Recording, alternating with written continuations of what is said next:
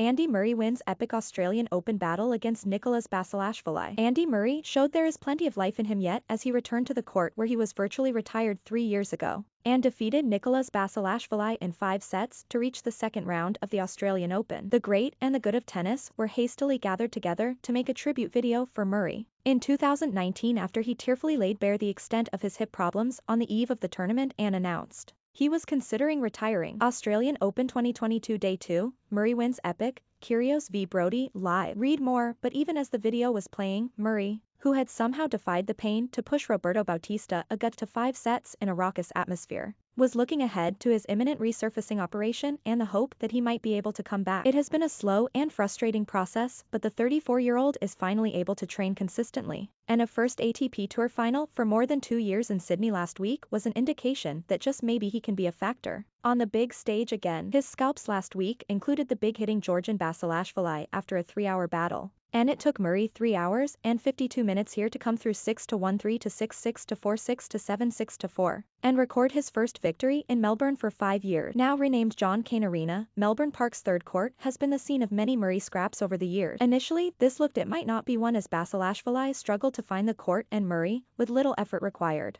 raced to the first set in a little over 20 minutes. The 21st seed, who Murray also defeated at Wimbledon last year despite a dramatic third-set collapse, hit one serve so badly that it flew high into the stands without bouncing. But Basilashvili is a man entirely committed to the game plan of hitting the ball as hard as possible at every opportunity, and swings from the sublime to the ridiculous are par for the course. The second set saw Basilashvili lock his radar in and break the Murray serve 3 times on his way to leveling the match. The third set was a one-act melodrama featuring searing winners, errant smashes, wild errors, and an awful lot of Murray scampering around well behind the baseline trying to force Basilashvili to self-destruct. The Scot got the better of 3 straight breaks and clinched it on his 4th chance as Basilashvili threw in a 25th unforced error of the set. Murray clung on in the 4th as he tried to finish the job, recovering from 2-4 and saving a set point at 4-5. He fought back from 1-5 in the tiebreak as well, but paid for a couple of loose forehands as Basilashvili forced a decider. The 5-time Australian Open finalist quickly moved into a 3-0 lead in the 5th,